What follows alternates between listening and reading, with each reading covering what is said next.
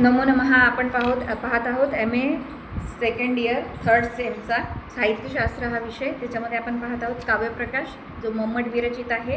हे साहित्यशास्त्र विषयक एक ग्रंथ आहे जो की खूप प्रसिद्ध आहे. त्याच्यामध्ये एकूण 10 उल्हास आहेत. त्यापैकी 7व्या उल्हासामध्ये काव्यदोष वर्णित आहेत.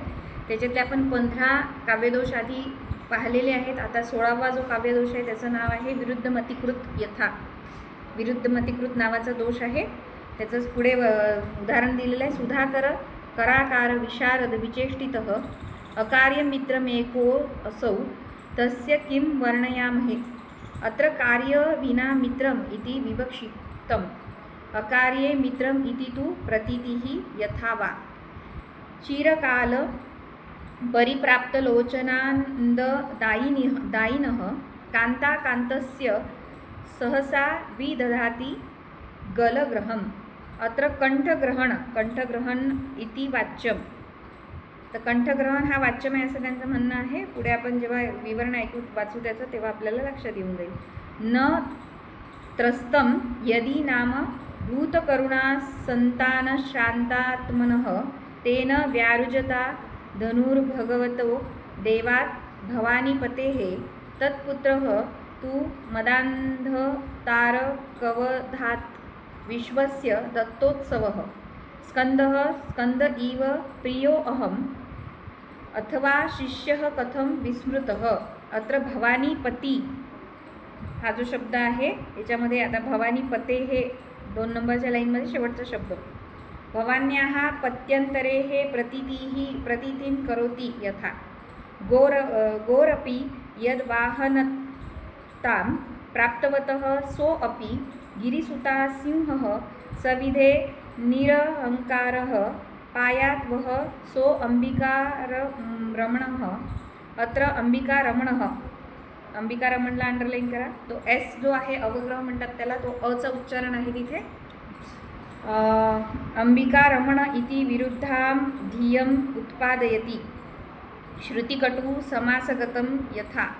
सा दूरे च सुधा सांद्र तरंग गीतलोचना बहिर्निर्हाद नार्हो अयं कालश्च समुपागतः एवं अन्यदपि ज्ञेयम्. तर पा इथे म्हटलेलं आहे आता विरुद्धमतीकृत.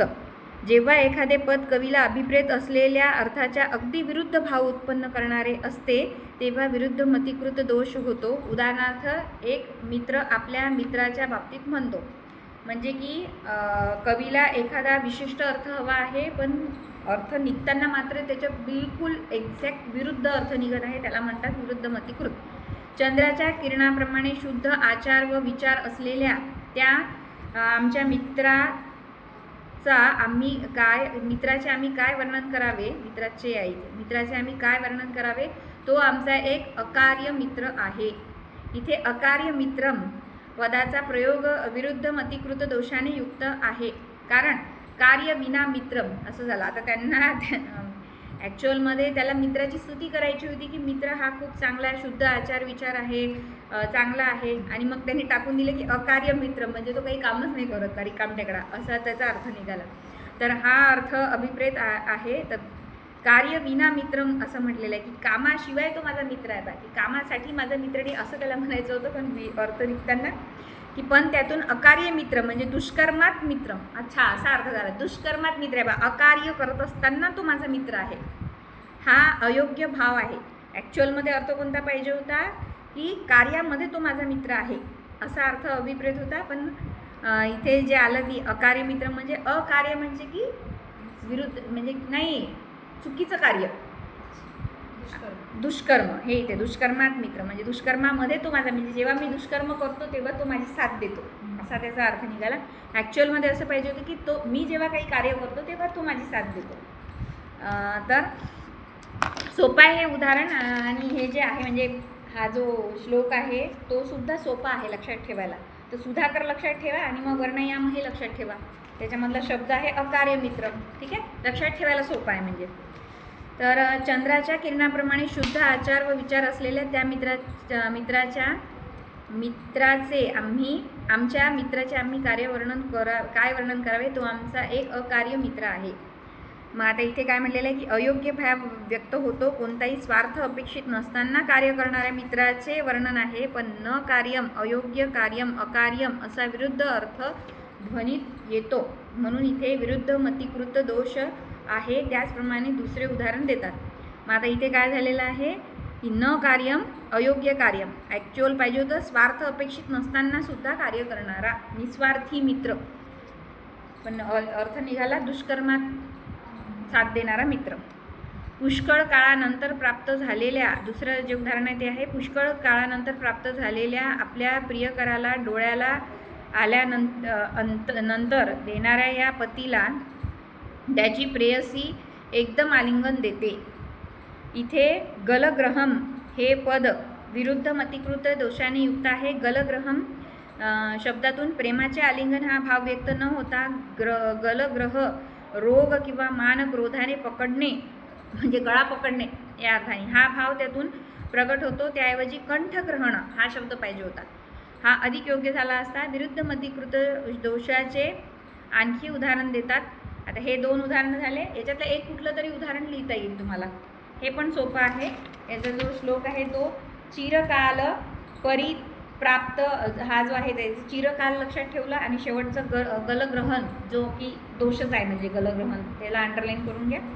आता तुम्ही ठरवा तुम्हाला कोणता म्हणजे किंवा दोन्ही लिहायचे असतील तर असं काही नाही की एकच लिहायचा. जर दोन्ही आठवले वेळेवरती तर दोन्ही पण तुम्ही लिहू शकता.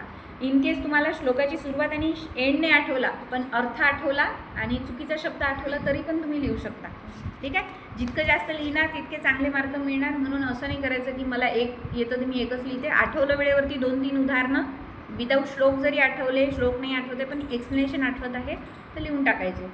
ठीक आहे. त्याच्यानंतर आहे पण याला आता रिव्हिजन द्यावं लागेल पण त्याच्याशिवाय नाही म्हणजे समजणार.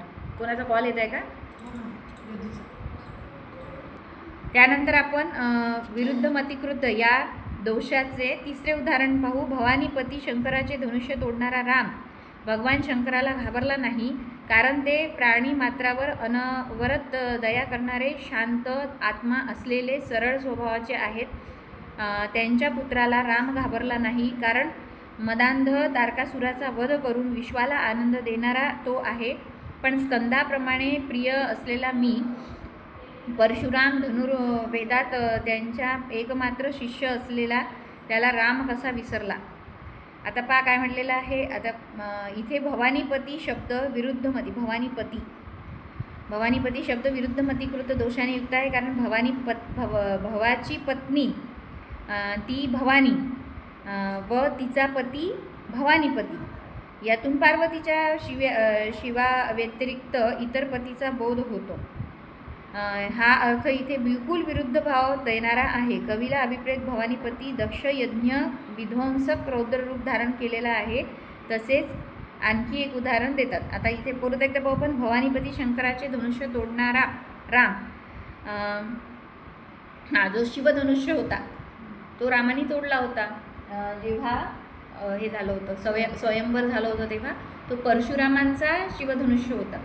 आणि मग तो पण जो ठेवण्यात आला सीता आणि रामाच्या म्हणजे सीतेच्या स्वयंवराचा, तर ते जे शिवधनुष्य होतं ते खूप मोठं होतं, आकाराने मोठं आणि वजनाने खूप जास्त, की असं म्हटलं जातं जेव्हा ते आणून ठेवलं गेलं खूप सगळ्या लोकांना उचलून आणावं लागलं. ते जेव्हा ते दरबारात आणलं गेलं आणि जेव्हा ते ठेवलं तेव्हा अक्षरशः भूकंप आल्यासारखं हादरे बसले म्हणजे जमिनीला. इतका तो शिवधनुष्य जड होता, वजनी होता म्हणजे. आणि रावणसुद्धा असं म्हणतात की त्यालासुद्धा तो उचलता आला नाही, त्याच्या छातीवरती तो पडला तर तो जणू काय आता माझा जीव जातो आहे असा तडफडू लागला. आणि रामांनी मात्र जे असे अगदी खूप बलाढ्य म्हणजे रूप जे होतं त्यांचं ते असं साधारण होतं, साधारण मनुष्यासारखं होतं. खूप असे अंगात बलदंड वगैरे, पिळदार शरीर वगैरे अशी त्यांची देहयष्टी नव्हती, पण त्यांनी ते लीलया अगदी सहजपणे एका हाताने उचललं. तर ती शक्ती दंडाची नसून ती त्यांच्या कर्तृत्वाची शक्ती होती, त्याच्यामुळे त्यांना ते उचलता आलं. आणि मग त्याची प्रत्यंच्या जोडताना काय झालं की म्हणजे प्रत्यंच्या म्हणजे त्याची दोरी जी निघालेली होती ती मग 2 टोक असतात ना धनुष्याला, तर एका टोकाला लागलेली ती दुसऱ्या टोकाला जोडण्यासाठी तो थोडासा धनुष्य त्यांनी वाकवला, कारण ती प्रत्यंच्या ढिल्ली नसते, ती टाईट असते की जेणेकरून ताण आला पाहिजे आणि बाण समोर गेला पाहिजे. तर त्याकरता श्रीरामांनी तो धनुष्य वाकवला आणि वाकवल्यावरती तो टंकार झाला मोठा आणि तो धनुष्य तुटला. आणि त्याचंही वर्णन असं आलेलं आहे की जेव्हा तो तुटला तेव्हासुद्धा जणू काही असा वादळ आलं. अशा प्रकारे त्या दरबारातले लोक सिंहासनावरून पडले त्या आवाजाने आणि त्या म्हणजे त्या सगळ्या त्या प्रभावामुळे. इतकं ते भयानक त्याचं ते आवाज आणि ते सगळं होतं. पण तो धनुष्य होता परशुरामांचा. तर परशुरामांचा मीन्स की त्यांच्या स्वाधीन होता किंवा त्यांच्या नावाचा होता असा. तर ते रागावले आणि तिथे आले मग रागाने रामाला शाप देण्यासाठी म्हणा किंवा दूषण लावण्यासाठी. मग तेव्हा मग त्यांचा क्रोध शांत करत मग असं झालं की ठीक आहे, शिवधनुष्य जुना होता आणि तुटला वगैरे असं करून त्यांना शांत करण्यात आलं. नंतर मग राम आणि सीता यांचा विवाह झाला आणि सीतेच्या 3 बहिणी आणखी उर्मिला, श्रुतकीर्ती वगैरे ज्या होत्या आणि रामाचे 4 भाऊ म्हणजे राम मिळून 4 भाऊ आणि सीतेच्या 4 म्हणजे ती मिळून 4 बहिणी असं एकाच वेळेला ते लग्न झालं. म्हणजे मग सगळ्यांचं 4 भावांना 4 बहिणी देण्यात आल्या. आणखी एक वैशिष्ट्य असं की सीता जनकपुत्री म्हटलं जातं, जनकाची मुलगी. आणि ते राज्य असं होतं की जिथे मुलं नाही होते, म्हणजे जनकाला मुलं नाही आहे, 4 मुलीच आहेत. आणि तरीसुद्धा जनकाचं नाव सीतेमुळे ओळखलं जाते की जनक कोण, तर सीतेचे वडील.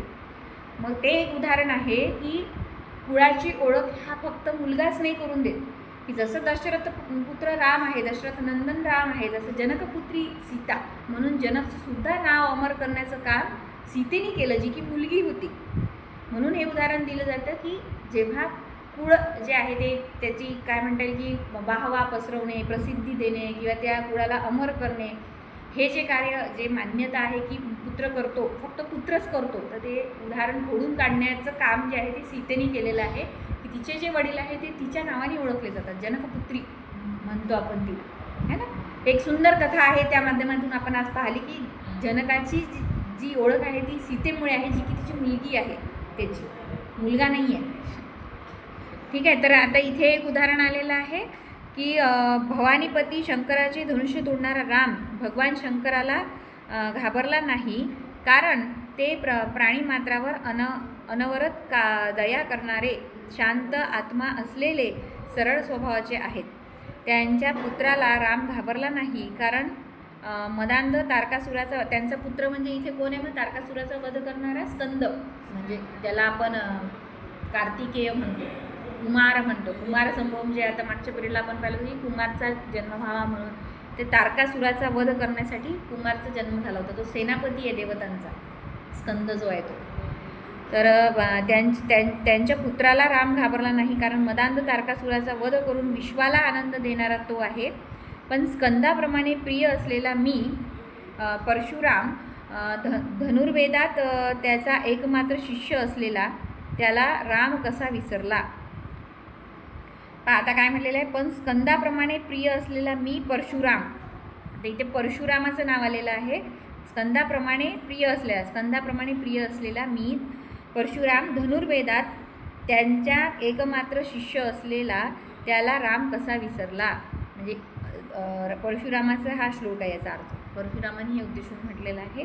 शंकराचा मी शिष्य आहे आणि स्कंदाप्रमाणेच मी शंकराला प्रिय आहे, तर मला राम कसा विसरला. ॲक्च्युअलमध्ये असं काही नव्हतं, रामाने त्याचं जे कर्तव्य होतं ते केलं आणि परशुरामांना राग आला असं होऊन गेलं. पण तो नंतर शांतही होऊन गेला राग.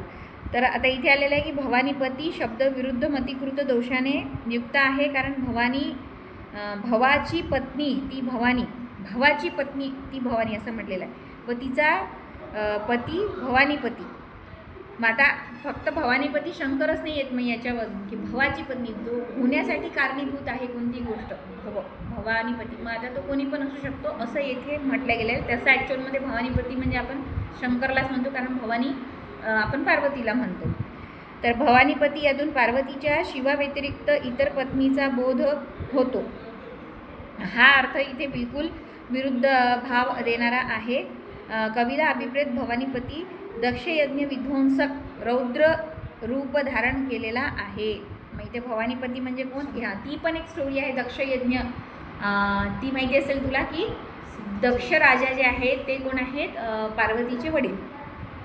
तर त्यांनी जसं आपण मागच्या स्टोरीत पाहिलं की त्यांना बिलकुल इच्छा नव्हती की पार्वतीचा विवाह हा सतीचा विवाह हा शंकराशी व्हावा, पण तिने मग ऐकलं नाही आणि तिचा विवाह झाला. तर म्हणून मग त्यांनी जेव्हा यज्ञ केला तेव्हा सगळ्यांना आमंत्रण दिलं आणि शंकरजींना आमंत्रण दिलं नाही. म्हणून मग पण पार्वतीला असं वाटलं की माझ्या तर माहेरचा म्हणजे माझ्या घरचाच कार्यक्रम आहे, तर मी तर गेलं पाहिजे. तिथे गेल्यानंतर त्यांनी तोंडाला येईल तशी शंकरजींची अवहेलना केली, म्हणजे ती निंदा नालस्ती केली. मग तेही काही तिला पटलं नाही. मग तिने डायरेक्ट यज्ञकुंडामध्ये उडी घेतली आणि तेव्हा मग हे जे आहे म्हणजे शंकरजींचं जे रौद्र रूप पाहायला मिळतं, मग तेव्हा ते तिथे प्रकट होतात आणि मग ते सगळं विध्वंस करून टाकतात ते यज्ञाचा, त्या ठिकाणाचा. आणि मग ते जळालेलं प्रेत जे आहे ते भवानीचं ते घेऊन ते जाऊ लागतात. पण मग जेव्हा असं म्हणतात की आपले जे शक्तिपीठं आहेत ते ॲक्च्युअलमध्ये जेव्हा हे शंकरजी घेऊन चाललेले होते पार्वतीला, तेव्हा तिचे जे अवशेष म्हणजे शरीराचे पडले अंग तिथे ते एक शक्तिपीठ तयार झालेलं आहे अशी एक मान्यता आहे. ज्या मार्गाने ते जात होते तेव्हा ते गळत जे गेलं ते त्या शक्तीचे मग ते शक्तिपीठ तयार झाले असं तिथे मान्यता आहे आपली हिंदूंची. तर मग पुढचं आहे उदाहरण चौथं. नंदीसुद्धा ज्याचे वाहन झाला म्हणून गिरिजा सुता म्हणजे तेच गिरिजाची मुलगी म्हणजे हिमालयाची मुलगी पार्वती. गिरिज म्हणजे पर्वत. गिरिजा सुतेचा सिंहसुद्धा त्याच्या सानिध्यात अहंकाररहित झाला. जसं की आता नंदी वाहन आहे शंकरजींचं, परंतु भवानीचं जे आहे किंवा कालिंदी मातेचं वाहन आपण पाहतो, दुर्गा माताचं जे वाहन आहे ते हे सिंह. तर त्यांचं म्हणणे सिंहसुद्धा त्याच्या सानिध्यात अहंकार रहित झाला, असा तो अंबिका रमण तुमचे रक्षण करो. म्हणजे एक आहे की जो भक्ष आहे त्याचं, नंदी जे आहे बैल जे आहे ते सिंहाचं भक्ष, तरीसुद्धा ते सोबत राहतात. म्हणजे कारण की शंकरजींचं वाहन नंदी आणि पार्वतीचं वाहन सिंह, तर ते दोघं सोबत राहते तरीसुद्धा त्याचा अहंकार नष्ट झाला. म्हणजे तो त्या नंदीवरती हल्ला करत नाही आहे किंवा नंदीला त्याची भीती वाटत नाही आहे, कारण की ते एका म्हणजे अशा लोकांचे वाहन आहेत की त्यांच्या प्रभावामुळे त्यांच्यातला जो अहंकार आहे की त्यांच्यातला जो लोभ आहे तो नष्ट होऊन गेलेला आहे. तर इथे आता बा अंबिका रमण हा जो शब्द आहे याच्यामध्ये काय झालेला आहे, तर हे पद विरुद्धमतीकृत दोषाने युक्त आहे, कारण अंबिका शब्द माता अर्थ देणारा आहे, त्यासोबत रमण पद अयोग्य भाव देणारा आहे, म्हणून विरुद्धमतीकृत दोष तयार झाला. आता तिथे शंकरसाठी त्यांनी अंबिका रमण हा शब्द वापरला. अंबिका रमण हा इथे आलेला आहे दुसऱ्या ओळीमध्ये. तर शंकरजींना वर्णन करण्यासाठी त्यांनी अंबिका रमण हा शब्द वापरला, पण अंबिकाचा अर्थ होतो आई, आणि आईसोबत रममान होणारा असा अर्थ तो व्यवस्थित होत नाही, मग तो शंकरजी निघणार नाही त्याच्यामध्ये अर्थ. म्हणून मग हा काय झाला तर विरुद्धमतीकृत दोष तयार झाला असं त्यांचं म्हणणं आहे. अशा प्रकारे श्रुतिकटू वगैरे पददोष आतापर्यंत दाखविलेले आहेत. हे सर्व 13 पददोष समासगत होते. तसेच ते आपण पाहिलं की 13पर्यंत जे दोष आपण पाहिले 13व्या दोषापर्यंत ते समासगत होते किंवा समासगत नव्हते, पण तसेच समासगत पण होते. हेच ते सांगते की समासगत होते किंवा असमासगत होते. हे असमासगत आहे इथे, असमासगत होते तसेच समासगत होते. हे जे गेलेलं आहे ना इथे असमास पाहिजे, तिथे असमासगत होते तसेच समासगत पण होते. त्या उदाहरणार्थ श्रुतिकटू समासगत दोष दाखवतात. आता 5वा उदाहरण आहे. अमृताच्या लहरीचे तरंग असलेले डोळे असलेली ती प्रिया दूर गेली आणि मयुरांची केकावाणी उत्पन्न करणारा हा वर्षाकाल आला आहे. अमृताच्या म्हणजे उपमा कशी दिलेली की अमृताच्या लहरींचे तरंग असलेले डोळे, म्हणजे जणू काही अमृताचा एखादा कुंभ आहे भरलेला आणि त्याच्यावरती जर फुंकर आली किंवा हवेची झुळूक आली त्याच्यावर जसे ते तरंग होतील आणि ते जसे दिसतील तसे डोळे असणारी कोण आहे तर प्रिया, म्हणजे प्रेयसी. किंवा 2-3 अर्थ आहे प्रियाचे. आता पत्नी पण असू शकते, प्रेयसी पण असू शकते, प्रिय पण असू शकते. डोळे असलेली ती प्रिया दूर गेली आणि मयुरांची केका म्हणजे तिचा आवाज मयुराचा केकावाणी उत्पन्न करणारा हा वर्षाकाल आला आहे. इथे निर्हाद नार्ह तर बर्ही म्हणजे मोर, बर्ही निर्हाद नार्ह हे समासिक पद आहे. श्रुतिकटू दोषाने युक्त आहे. शृंगार रसाला अनुपयुक्त असे जोडाक्षर व महाप्राण वर्ण प्रयुक्त केले आहेत. जे आपण सुरुवातीला सगळ्यात पहिला दोष पाहिला होता श्रुतिकटू, त्याच्यामध्ये ते कांता असा काहीतरी शब्द आला होता. कातार्थ होता ना, त्याच्यात आपण बोलली क पण कठोर आहे, त पण कठोर आहे, थ पण कठोर आहे आणि शृंगार रसाला ते बाध्य आहे. इथे पण ते झालं आहे की बरही निर्हाद नार्ह याच्यामध्ये बरेचसे शब्द जे आहे ते कठोर व्यंजनामध्ये आले, म्हणून मग हा पण. आणि महाप्राण आला याच्यामध्ये, ह जो आहे तो महाप्राण आहे. श्रुतिकटू वगैरे 13 पददोष उदाहरणाने असमासगत दाखवले आहे. तसेच समासगतही मानावेत आहेत ते मानावेत. च्युत संस्कृती, असमर्थक व निरर्थक हे 3 पददोष वेगळ्याच इतर 13 पददोष वाक्यातही आढळतात. त्यांचं म्हणणं आहे की च्युत संस्कृती, असमर्थ आणि निरर्थक हे 3 पददोष वगळल्यास इतर 13 पददोष वाक्यातही आढळतात. तर समजा हे 3 जे दोष आहे ना, हे शब्दात आहेत बा असं, किंवा समासगत आहे वगैरे, आणि जे इतर दोष आहे ते मग वाक्यात आढळतात असं त्यांचं म्हणणं आहे. आता पुढे आहे अपास्य च्युतसंस्कारम असमर्थम निरर्थकम वाक्ये अपि दोषा सन्ति एते पदास्यांशे अपि केचन. जेव्हा पण हा अवग्रह येणार तिथे अचं उच्चारण करायचं, तिथे लागलं तर खाली अ लिहून टाकायचं. केचन न पुनः सर्वे क्रमेण उदाहरण म्हणजे इथे सुद्धा संधी झालेली आहे. क्रमेण अधिक उदाहरण, क्रमेणोदाहरण असं झालेलं आहे ते. सो अध्येष्ट वेदांस्त्रिदशा न यष्ट पितृनतास् इप्सित नतार्प्सित सममंस्त बंधून व्यजेष्ट षडवर्गम अरंस्त नीतौ समूलघातम न्यवधीत अरिंश्च. आतापर्यंत पदगत दोष वर्णन केले. आतापर्यंत म्हणजे इथे तुम्ही अशी लाईन मारून द्या की पददोष इथे झालेले आहेत. 16 जे पददोष पाहिले आपण, पददोष समाप्त. तर आता काय म्हटलेलं आहे, आतापर्यंत पददोष वर्णन केले. आता वाक्यगत दोष हे काय आहेत? मग आता वाक्यगत दोष लिहून टाका इथे. वाक्यगत दोष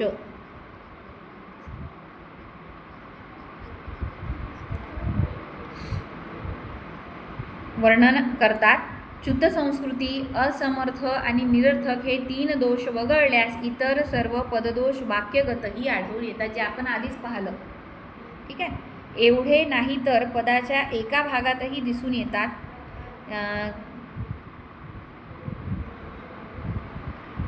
केचन आहे. केचन म्हणजे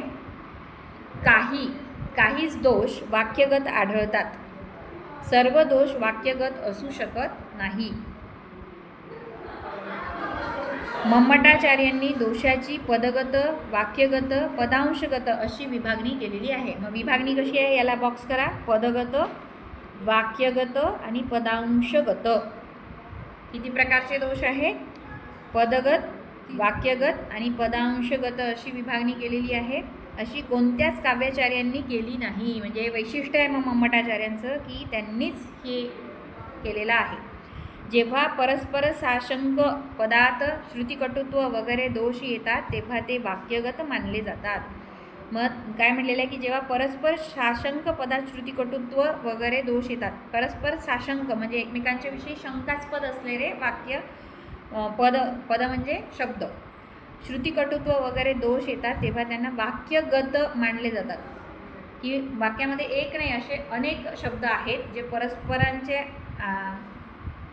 साकांश आहेत, म्हणजे परस्परांशी संबंधित आहे परंतु श्रुतिकटू आहे, तर तो झाला श्रुतिकटू दोष. पण तो मग कसा झाला? वाक्यगत झाला. च्युत संस्कार, असमर्थ आणि निरर्थक, निराकांश पदातच असणारे दोष आहेत. आता हे 3 दोष जे 4 सांगितले ना त्यांनी, हे जे आहेत हे फक्त पदात असलेले दोष आहेत. कोणते कोणते? च्युत संस्कार, असमर्थ, निरर्थक आणि निराकांश. ते दोष एका पदापुरतेच मर्यादित आहे. एकच शब्द दिसेल आपल्याला की ज्याच्यामध्ये दोष आला. म्हणून ते वाक्यगत होऊ शकत नाही, म्हणजे वाक्यगत नाही होणार ते, कारण की ते एका शब्दापुरते सीमित आहे. इतर दोष क्रमाने वाक्यगत उदाहरणाद्वारा दाखवतात. वाक्यगत श्रुती कटुत्व दोष म्हणजे जे आपण आधी पाहिलेले आहेत ना, तेच दोष आहे. पहिले आपण पाहिले ते पद दोषाच्या अनुषंगाने, आता आपण पाहत आहे वाक्य दोषाच्या अनुषंगाने, म्हणजे एकाच श्लोकामध्ये 2, 3 किंवा आणखी किती पण शब्द असे असतील की जे श्रुतिकटू असतील आणि त्याच्यामुळे दोष निर्माण होणार. तर भट्टी काव्यातील उदाहरण देतात. महाराज दशरथाने वेदांचे अध्ययन केले, देवांची पूजा केली, पितरांना तृप्त केले, बांधवांचा मान सन्मान केला, काम क्रोध लोभ वगैरे अंतरंग शत्रूंना जिंकले,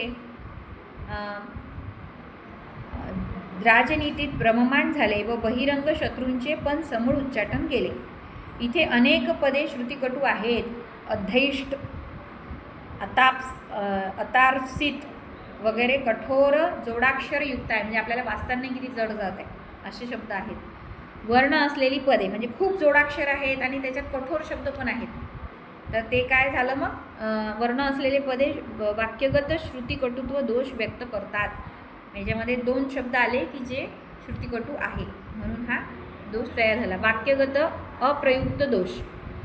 स रातू वो दुश्चवोनो भावुकानां परंपराम अनेड मुकताश्चैश्च यतु दोषैः असम्मतान् अत्र दुश्चवनः इंद्रः अनेड मुकबधिरः.